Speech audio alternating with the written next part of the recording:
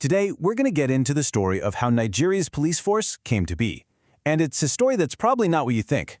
We're talking about a modern institution, yeah, but one with these incredibly deep and complicated roots that stretch from pre-colonial traditions all the way to a surprising blueprint from 19th century London.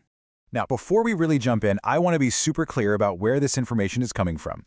Our whole breakdown today is pulled directly from the official course guide on policing and law enforcement in Nigeria from the National Open University of Nigeria. So what we're really doing is unpacking the academic foundation of this whole topic for you. So let's just start with a massive question, one that really sets the stage for everything else. I mean, how do you even begin to police a nation as vast and diverse as Nigeria? You've got hundreds of ethnic groups, a population that just keeps growing. It's a huge challenge. To answer that, we actually have to travel back in time. And, believe it or not, across the globe. Because the blueprint for modern policing as we know it, well, it wasn't dreamt up in Nigeria. It all started with a revolutionary idea born in London. Meet Sir Robert Peel. Back in 1829, this guy did something that changed everything. He established the London Metropolitan Police. This was the world's first modern civil police force, and the model he created would end up influencing law enforcement just about everywhere, including, you guessed it, Nigeria. So what was so radical about Peel's ideas? Well, first off, he said the main job of the police is to prevent crime, not just show up after it happens. Big difference. He also argued that police power comes from the public's cooperation, not from inspiring fear. And this is huge. They had to be impartial. They serve the law, not whoever's popular or powerful at the moment. But maybe the most important idea was that the police are just members of the public, citizens in uniform, paid to do a job that's really everyone's responsibility. This whole philosophy became the bedrock of modern policing. Okay, so keeping that blue point in mind, let's bring our focus back to Nigeria. It's so important to understand what keeping the peace looked like before the British ever showed up, and then see just how dramatically everything was about to change. And this slide perfectly illustrates that diversity we talked about earlier. See, before colonialism, there wasn't just one way to keep order.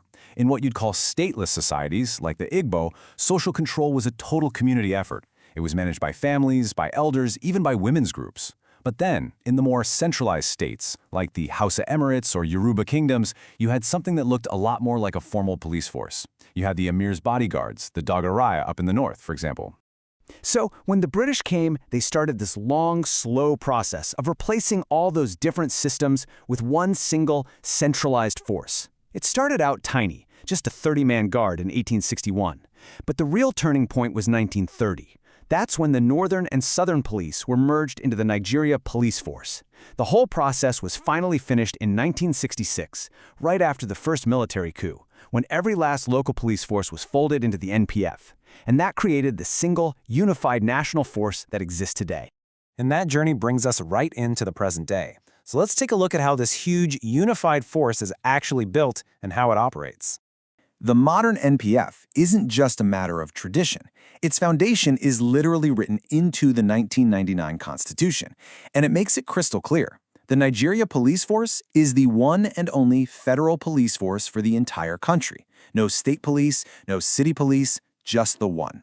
So what does this single unified force actually look like? Well, it's a classic pyramid, a top-down chain of command. At the very peak, you have the Inspector General, running the show for the whole country from force headquarters. And from there, the authority flows down, through zonal commands, state commands, area commands, and all the way down to the local police station you might see down the street. Okay, so who keeps tabs on this powerful organization? You can't just let it run itself, right? Well, there are two main civilian bodies designed for oversight. First, you have the Nigeria Police Council. It's chaired by the president and handles the big picture stuff: organization, administration, and advising on who should be the next Inspector General. Then there's the Police Service Commission. They handle the people, appointing, promoting, and disciplining every single officer in the force, except for the top boss.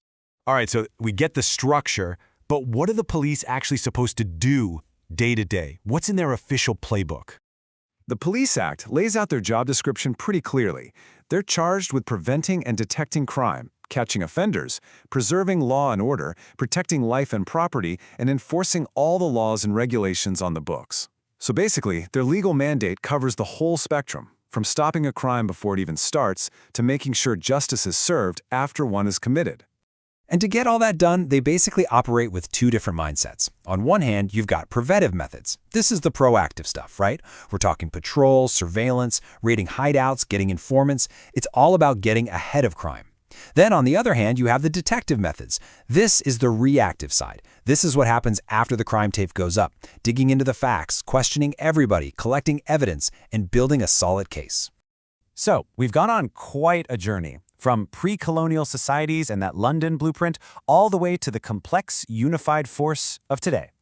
And this brings us right to the massive challenges of the present and some really big questions for the future. And this quote from our source material really just hits the nail on the head. It basically says that the need for police is greatest in modern societies that are full of diversity, contradictions, growing cities, and conflicting ideas.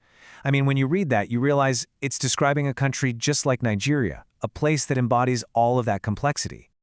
So this is what we're left with, isn't it?